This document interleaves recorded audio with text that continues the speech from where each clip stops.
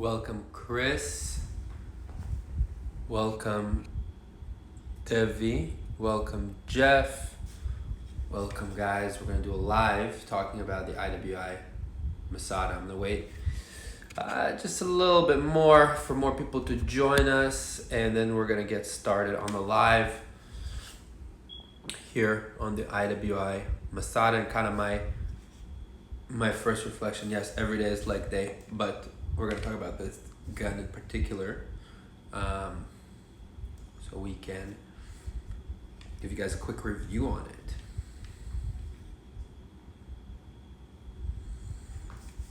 All right. Scoot over here so you'll be a little bit closer so you guys can see a little bit better. All right. IWI Masada. So give you guys kind of a little bit of background. I do work with IWI. They sent me one. Didn't really tell me too much, just sent me one. And I ran it for the past month and a half. Probably about 1,500 rounds through it, maybe a little bit more, maybe a little bit less. I don't really keep exact round counts. And I'm gonna talk about it, guys. I'll give you guys my kind of 2 cents on the gun. So we'll start from the beginning and work our way to the end. This is a full-size pistol, about the same size as a Glock 17, so it's a duty-sized gun. Comes with slide serrations both on the front and on the rear, which I'm a big fan of. Nice aggressive serrations, very easy to engage and use. Comes SIG dot sights ready. Okay, so we have kind of the push in, push out sights. The stock sights for me are kind of whatever, they're kind of shitty, but better than Glock gives out, right? Also comes with 4 adapter plates, one for the Delta Point Pro, one for the Romeo one for the Trichicon, and one for the Vortex Venom, which I'm sporting here. I'm actually a huge fan of the Venom. I was running the Viper for a while, then I got the Venom, and I was like, this is a new world, this is so much better. Red Dot is a big up with it, much easier to shoot, especially with that thick front sight post, much more comfortable. Moving on, this gun is completely ambi, so you have ambi slide stops, ambi mag release, both the righty and lefty. Mags do pop out real quick. I didn't bring a mag with me, maybe I can find one here in a bit. Polymer frame, comes with 3 back straps, small, medium, and large. I use the small, I don't have the biggest hands. Seem to work pretty well. I would like more stippling. That's the one thing I noticed right away. You know, shooting here in Texas, I took it to the range, like my hands are slipping everywhere.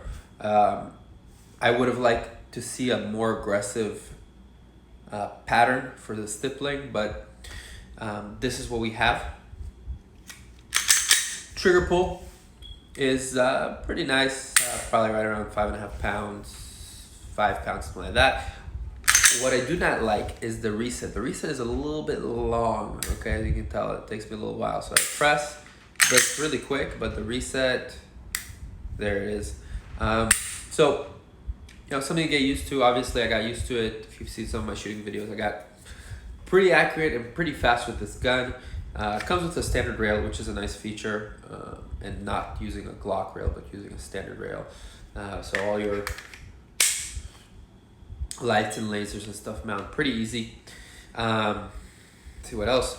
Magwell is a little bit funky for me. It's kind of similar to my P10C.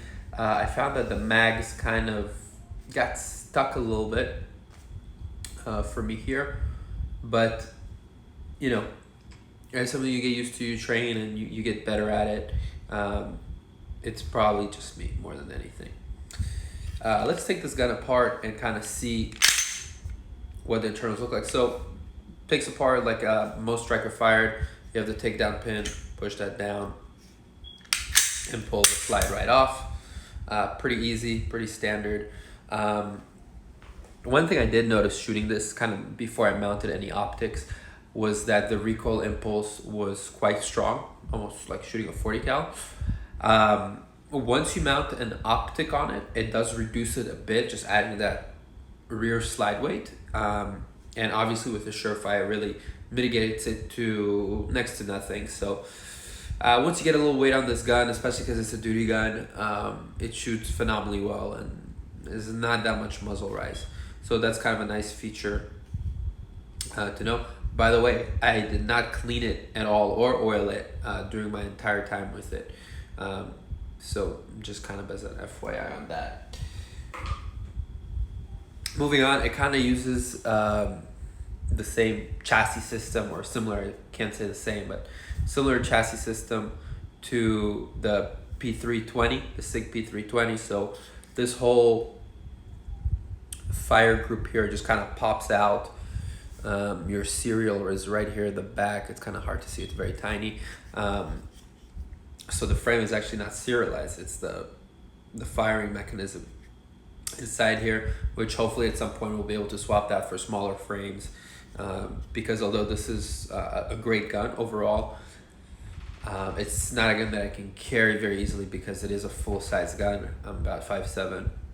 It's not the gun for me. I need something more of a Glock 19 or Glock 26 size to carry.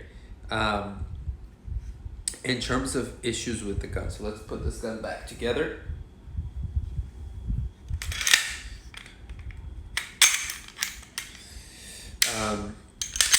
Issues that I've had with the gun, and this is, I'm pretty sure, is the Remington ammo that I went through, but essentially I had quite a bit of failures to feed.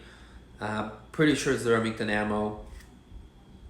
Basically I would insert the mag and drop the slide, but we would only go about to here, so I had to kind of bump it into battery to allow the slide to go into battery and be able to shoot the gun.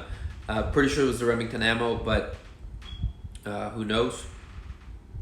Talking to my other friends, both at IWI and people that just own the gun, they haven't had any issues, so probably the ammo.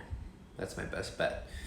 Otherwise, I did not have any malfunctions with this gun over my 1,500 rounds that I could say were gun attributed to. The mags pop out really easy, pop in really easy once you get used to doing your reloads. One thing I gotta say, although this kind of it took kind of the SIG style for it, the bore axis does seem to be a little bit lower, still higher than, let's say, my Glock 19 or my P10C, but still sits pretty well on that gun. Allows for a pretty easy point, and like I said, I was pretty fast with it. If you guys saw my last kind of crop to shoot video that I posted, I was pretty quick, and that was 15 yards shooting at C-zone steel and just dinging it like crazy. So overall, the gun works well. Obviously, I would like to see a compact size frame and slide. That'll be a nice feature, especially because I would like a gun that I can actually carry around and not just have fun with the range. But I gotta say, I love the front side serrations. I love the plates. They're available for different optics. And I love that the gun is ambi. You know, as an instructor, I have lefties and righties coming to my courses. Now I have a gun, like, hey, here you go. You can take this gun, it's ready to go, right or left-handed. So it's easy to manipulate in that sense. So it's pretty cool feature. Let's see if I missed anything. Oh, magazines are 17 round capacity magazines. Obviously they have like California legal or wherever you have kind of weird gun laws that limit you in mag sizes. But overall, great gun. And you know what? You really can't beat the price.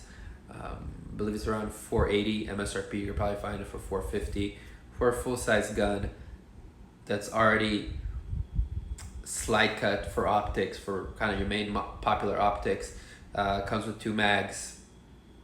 Can't beat that. One more thing I want to talk about is holsters. There's a few companies that make holsters for them. One of them is Lag Tactical. I actually ran their concealed holster, their appendix holster, for my last combat pistol course, and it had no issues with it. It was a great holster. And also I'll be running this holster for my Tavor operator class this week.